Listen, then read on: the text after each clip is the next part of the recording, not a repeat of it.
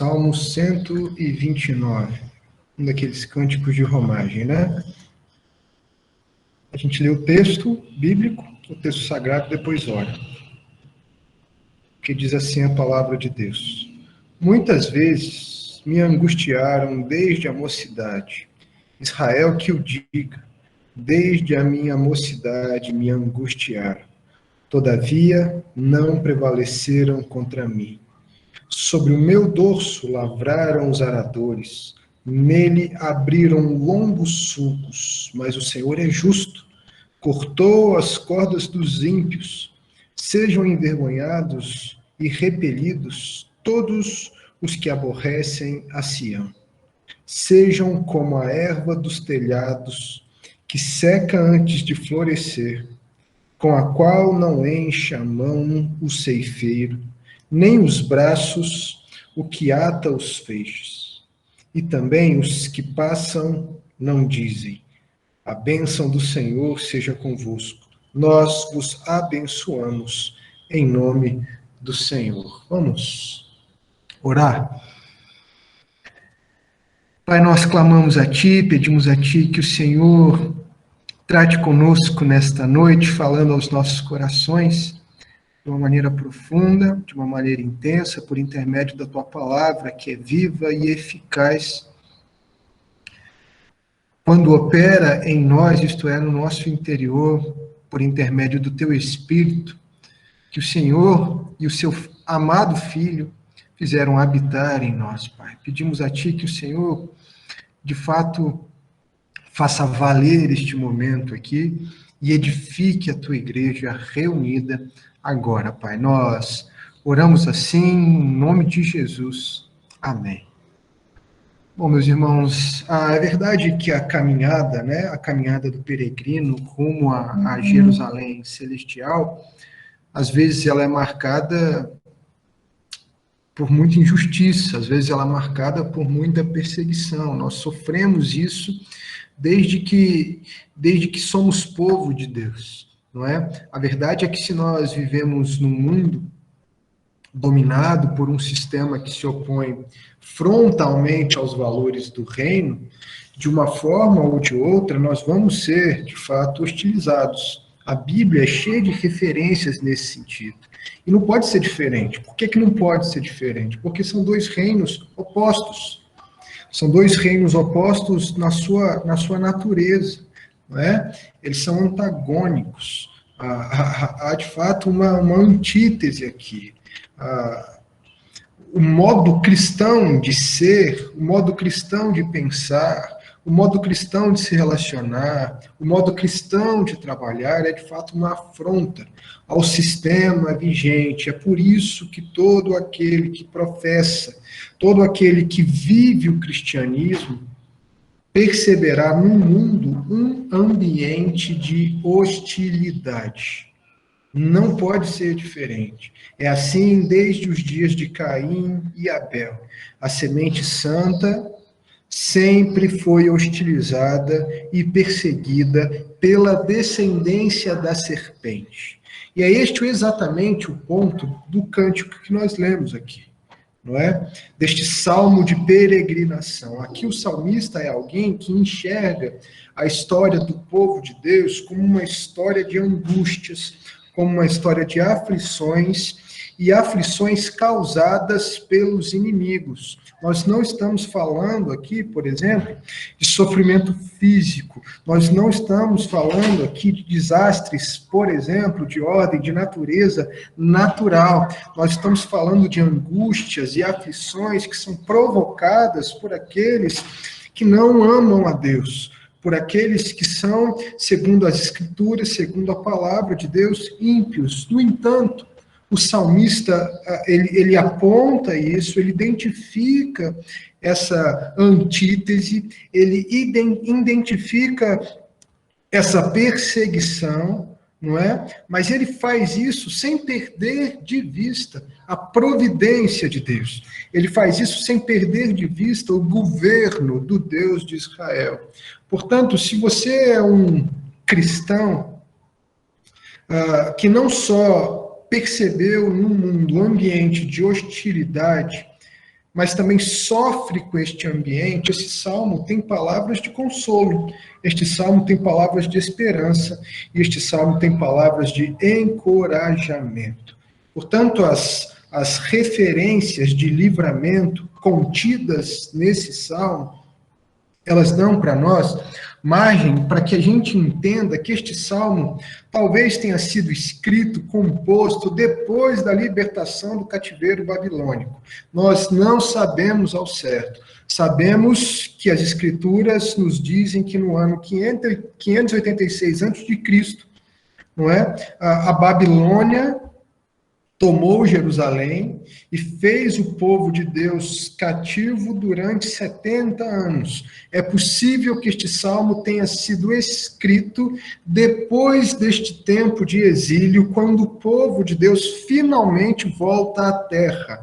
Finalmente volta à terra para, inclusive, retomar a adoração que acontecia no templo. Então, o salmista aqui, ele dá vida, através de canto, através de poesia, ao livramento mais expressivo da história do povo de Deus. Daí a noção de que este salmo, diferente dos outros salmos entoados entre aqueles que são os cânticos de romagem, daí a noção de que este salmo é de fato um salmo de ascensão, um salmo de libertação. E o salmista aqui, ele canta a libertação do povo de Deus, lembrando os seus leitores dessa libertação em 3 estágios. Não é? Então, em primeiro lugar, o primeiro estágio desta libertação cantada, né, salmodiada, aqui no caso pelo salmista, não é o da aflição. O salmista demonstra aqui nos versículos 1, 2 e 3 a sua aflição, a aflição do povo de Deus sob domínio, não é? Debaixo de jugo, debaixo de opressão, num sistema de escravidão. E veja o que ele vai dizer: muitas vezes me angustiaram desde a minha mocidade. Israel que o diga. Desde a minha mocidade me angustiaram, todavia não prevaleceram contra mim. Sobre o meu dorso lavraram os aradores. Nele abriram longos sulcos. Então o salmista aqui ele menciona 5 detalhes a respeito da aflição sofrida pelo povo de Deus. Então, num primeiro momento, nós já percebemos aqui que esta aflição é de fato uma aflição coletiva. Veja o que ele vai dizer: Israel que o diga. O salmista, então, mostra que a sua experiência é, de fato, a experiência da nação de Israel. A sua experiência, ou a experiência mostrada, mencionada por ele aqui no texto, é a experiência do povo de Deus, como um todo. É uma experiência coletiva. Depois nós vamos ver que esta experiência, ela é uma experiência severa, não é? O salmista vai dizer: muitas vezes me angustiaram, não é? Então é de fato uma experiência difícil, uma experiência que muda a vida, é uma experiência que parte o coração, que atormenta a mente, é uma experiência que produz angústia. Na sequência, o salmista deixa entendido ou subentendido que esta experiência, ela é de fato uma experiência persistente, ou seja, o povo de Deus é angustiado, o povo de Deus sofre aflições desde a sua mocidade. E eu quero que você pense nisso. Quando é, por exemplo, que Israel era jovem? Há, portanto, aqui diante de nós, provavelmente uma referência ao Egito. Nós conhecemos bem a aflição do povo no Egito, enquanto este povo não foi libertado por intermédio da instrumentalidade de Moisés nas mãos de Deus. O salmista está aqui relembrando o povo da escravidão dos seus antepassados. Isso serve para nos deixar claro, evidente que a história do povo de Deus é de fato uma história de perseguição, de aflição. O povo de Deus, de tempos em tempos, sofria com a opressão das nações vizinhas. Depois o salmista vai nos dizer, em quarto lugar, que esta aflição, ela era de fato pessoal. O salmista usa o pronome aqui e ele chama o povo, e ele vai dizer que essa expressão de aflição, ela é causada por pessoas que têm nomes, ela é causada por eles, ela é causada por nações. O salmista aqui deixa claro que não se trata, por exemplo, de uma calamidade causada por tragédias ou por causas naturais. Antes, aqui, o salmista aponta que os sofrimentos sofridos pelo povo de Deus foram causados por eles. Ele está dizendo que o sofrimento foi causado de forma intencional, foi causado por pessoas que eram más, que odiavam a Deus e ao seu povo. Depois, o salmista deixa subentendido para nós que esta aflição causada pelos inimigos de Deus ao povo de Deus não era só persistente, mas era também brutal. Ela era de alguma forma avassaladora. O salmista vai dizer: sobre o meu dorso lavraram os aradores. É provável aqui que o salmista esteja usando uma metáfora para ilustrar o fato de que por muito tempo o povo de Deus esteve à mercê, esteve entregue aos seus oponentes. Para o salmista, o povo de Deus é como um escravo que tem as costas marcadas de trabalho desumano e cruel. Para o salmista, o povo de Deus, às vezes, é como um escravo que sofre debaixo do jugo, que sofre debaixo da opressão, que sofre debaixo dos maus tratos do seu servo cruel. Mas o que é que o salmista diz no meio disso tudo? O salmista vai dizer: todavia, prestem atenção nessas palavras, todavia não prevaleceram contra mim. Todavia não prevaleceram contra mim. Por quê? Por que que eles não prevaleceram contra o povo de Deus? Isso nos leva, então, portanto, à segunda fase do pensamento do salmista. Não é? Nós vamos agora à expectativa do salmista e nós a vemos no versículo 4. Veja o que o salmista vai dizer: mas o Senhor é justo, cortou as cordas dos ímpios. O que é que o salmista quer de fato dizer? Quando ele diz que o Senhor é justo, ele está querendo dizer que Deus é maravilhosamente fiel. Ele está dizendo que Deus é fiel à aliança que ele mesmo estabeleceu com o seu povo. Ele está dizendo que porque ele fez promessas a Abraão, a Isaac e a Jacó, ele maravilhosamente, de maneira extraordinária, livrou o seu povo nos momentos de maior dificuldade, livrou o seu povo no cume do seu sofrimento. Em que sentido Deus fez isso? Deus, de fato, se lembrou do seu povo. Ele cortou a corda dos ímpios. Deus arrancou o jugo que estava posto no pescoço do seu povo, como se eles fossem animais de carga. Deus libertou o seu povo de maneira miraculosa, de maneira extraordinária, não só em 70, depois do cativeiro babilônico, não é? Como nós já vimos, mas a história do povo de Deus é marcada por livramentos extraordinários. Portanto, a visão do salmista aponta para o fato de que a justiça de Deus é vista na maneira como Deus livra o seu povo das mãos dos seus inimigos. Deus faz justiça quando livra o seu povo, povo de propriedade exclusiva dele, povo que ele tomou para si, povo que ele chamou de seu, povo que ele chamou de filho.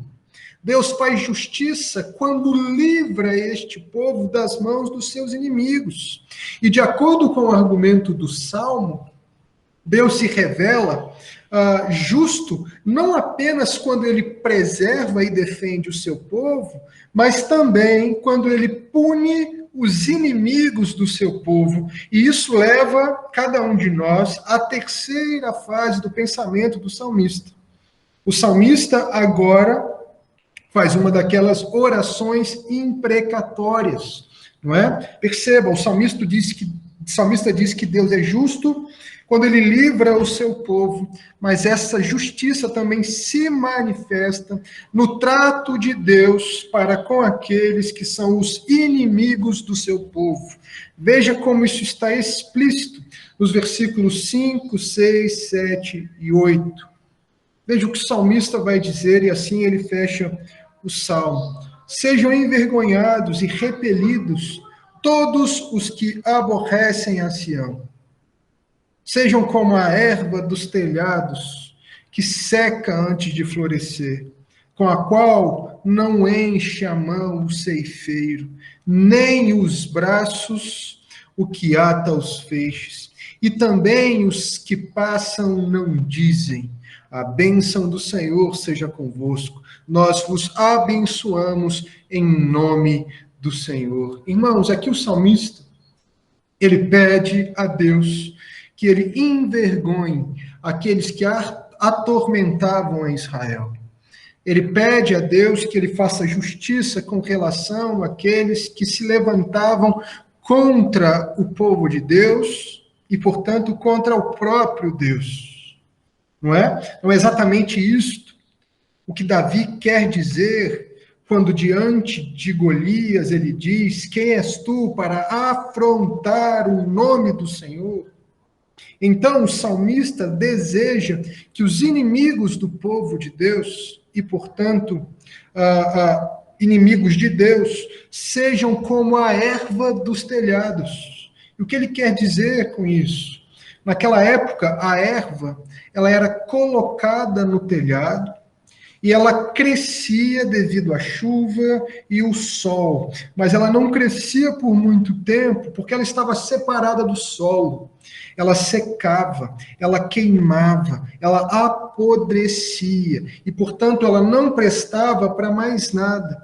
Portanto, o que o salmista tem em mente aqui é que os inimigos de Deus, os inimigos do seu povo, deveriam murchar, deveriam ser como aquela erva que não presta para nada. Portanto, a expectativa do salmista é de que aqueles que são inimigos do povo de Deus não deveriam jamais provar a bênção do Senhor. Esta é a expectativa do salmista com relação àqueles que não são povo de Deus. O salmista deseja que Deus faça justiça, assim como ele fez justiça livrando o seu povo das garras dos seus inimigos. O salmista deseja que Deus faça justiça, exercendo o juízo sobre aqueles que são os inimigos do povo de Deus e, portanto, são inimigos também do próprio Deus. Eu quero terminar essa exposição com algumas implicações, não é? Aplicações e implicações. Em primeiro lugar, como nós já dissemos na introdução desta exposição, nós somos lembrados neste salmo de que fazemos parte do povo de Deus. E que se fazemos parte do povo de Deus, não vai nos faltar inimigos. Sim, o cristão tem inimigos.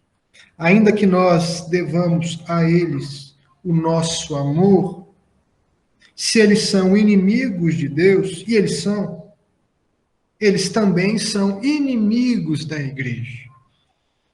Portanto, irmãos, se nós estamos misticamente e essencialmente unidos a Jesus Cristo, se nós somos um com Jesus Cristo, se a nossa vida está escondida em Cristo, se a nossa vida é o próprio Cristo, se fomos unidos a Ele na sua morte e ressurreição, E a vida que vivemos hoje é a vida do próprio Cristo, como o apóstolo Paulo vai nos dizer no capítulo 2 de Gálatas. Se isto é verdade, o mundo que odiou a Cristo também nos odiará. Não pode ser diferente. Tim Keller vai dizer o seguinte a respeito da crucificação de Jesus Cristo. Jesus não foi um cara legal que fez coisas boas no mundo. Você não crucifica pessoas legais. Você não crucifica pessoas boas. Você crucifica ameaças. E é exatamente isso que nós somos para o mundo. Um cristão, ele é hostilizado no mundo porque o mundo o vê como uma afronta. O mundo o vê como uma ameaça. Os nossos valores, o nosso modo de ser confronta o mundo. O nosso modo de ser, os nossos valores identificam os ídolos do mundo, denunciam o pecado do mundo, apontam para o dia do juízo do mundo. Isto é verdade, isto é o que nós somos. Isso diz respeito à natureza da nossa proclamação, não só com aquilo que falamos, mas também a partir da maneira em que vivemos. Portanto, não espere aplausos, elogios, não espere ser bem-quisto aqui. Você está identificado com aquele que, por causa da sua santidade, foi crucificado. Jesus foi crucificado por causa disso, você está identificado com ele. Lembre-se que você tem à sua frente, diante dos seus olhos, aquele que tomou sobre si a sua cruz e rumou para Jerusalém, para ali no Calvário, ser sacrificado por mim e por você. Essa é a natureza do discipulado, esta é a natureza da vida cristã. Nós somos identificados com Cristo quando sofremos aqui na terra. E olha que eu não estou falando aqui de sofrer por ser bolsonarista ou de sofrer por ser petista. Aliás, o que eu vejo é que tem muito crente pecando por idolatrar o governo ou idolatrar a oposição. Quando eu idolatro o governo ou idolatro a oposição, eu torno flagrante a minha incoerência, a minha inconsistência enquanto cristão. Ah, pastor, você é isentão? Lógico, de jeito nenhum. Eu sou cristão. O reino, o qual eu represento, não é deste mundo. Eu defendo valores que estão em harmonia com o reino celestial. Eu não estou falando aqui de sofrer porque eu adotei uma postura política, porque eu abracei uma ideologia. Irmãos, uma ideologia, ela é reducionista. Ela não percebe a realidade de forma abrangente. Ela é como, por exemplo, uma teoria da conspiração. Ela é falha, ela apresenta lacunas. Nós somos cristãos, nós representamos aqui um reino superior e sofremos por causa disso. Sofremos porque queremos nos identificar com Jesus Cristo. Historicamente, o povo de Deus é hostilizado desde os seus primórdios. Desde o princípio, o povo de Deus é hostilizado. E isso fica aqui evidente no texto. Em segundo lugar, nós somos lembrados no Salmo que apesar de os nossos inimigos e as suas investidas muitas vezes serem bem-sucedidas, Deus tem preservado o seu povo. E hoje, nós, enquanto igreja presbiteriana Ebenezer, estamos aqui para dizer isso. Nós estamos fazendo aniversário. Perceba, ao longo do tempo, Deus tem mantido o seu povo firme, mesmo sob os mais terríveis ataques das trevas. Semana passada nós fomos invadidos aqui. Mas hoje nós estamos aqui outra vez louvando ao Senhor, adorando ao Senhor, reunidos em nome de Jesus Cristo. Desde o princípio, esta é a natureza da vida cristã, enquanto o reino consumado não vem. Pense, por exemplo, no Império Romano e na perseguição que ele proporcionou aos cristãos dos 3 primeiros séculos da igreja. Cristãos eram empalados, suspensos pelas ruas pavimentadas de Roma, incendiados para servirem de tochas humanas. Pense no que os cristãos sofreram, por exemplo, na Idade Média, perseguidos. Pensem, por exemplo, em todo o mal que o iluminismo causou à igreja. Pense na era do cientificismo, quando tentaram de todas as formas matar Deus e a fé cristã. Pense em todos os problemas que a pós-modernidade, o relativismo trouxeram para a vida cristã. Pense no mundo pós-cristão que nós experimentamos hoje aqui no Ocidente. Agora percebem como Deus tem preservado o seu povo exatamente como ele fez com Israel. Exatamente como ele fez com o remanescente fiel desde o início. Agora pense em você, isso é, na sua vida.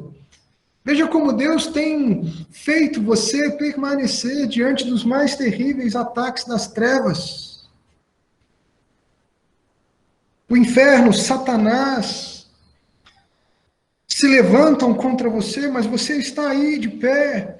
Pense, por exemplo, em quantas vezes você pensou em desistir, mas da mesma forma você deixou de desistir.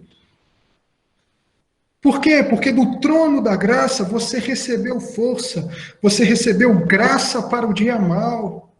As suas forças foram reestabelecidas. O bom pastor te sustentou, levando você a pastos verdejantes, preparando para você um banquete na presença dos seus inimigos. E sabe por que isto acontece? Porque Cristo está ininterruptamente intercedendo por você, e a sua intercessão não falha, e a sua intercessão não pode falhar. É por isso que estamos aqui. É por isso que podemos fazer aniversário hoje. É por isso que a igreja caminha há milênios por sobre a terra. É por isso que nós, domingo após domingo, dizemos que Cristo é Senhor, porque Ele permanece à destra do Pai, intercedendo por mim e por você. Em último lugar, este salmo nos lembra de que aqueles que têm fome e sede de justiça, um dia terão as suas necessidades saciadas. Aqueles que têm fome e sede de justiça, um dia terão as suas necessidades saciadas. O desejo do salmista aqui de ver Deus fazendo justiça com relação aos opressores do seu povo, expressa parte do sentimento de fome e sede de justiça, expresso, por exemplo, por Jesus Cristo em suas bem-aventuranças. O cristão é, sobretudo, alguém que, por causa do zelo que ele tem pela glória de Deus, deseja ver Deus vindicando toda a sua santidade através dos seus feitos de justiça. A expectativa do cristão, portanto, é de ver no último dia todos os inimigos de Deus postos debaixo dos seus pés, para que ele, enfim, não seja mais atormentado ou afligido pela maldade daqueles que odeiam a Deus. Irmãos, conforme as Escrituras, esse desejo, essa fome, essa sede de justiça, um dia serão saciados. Sabe que dia esta fome e esta sede de justiça serão saciadas? Quando, por intervenção direta da pessoa bendita e gloriosa de Jesus Cristo, o Jesus Cristo ressurreto, este mundo der lugar à glória do reino consumado. Este dia virá, e neste dia toda lágrima será enxugada. Neste dia, toda tristeza será consolada. Neste dia, toda ferida será curada. Irmãos, aquele que foi açoitado, aquele que foi afligido, aquele que foi esmagado e abandonado pelo seu próprio Pai na cruz,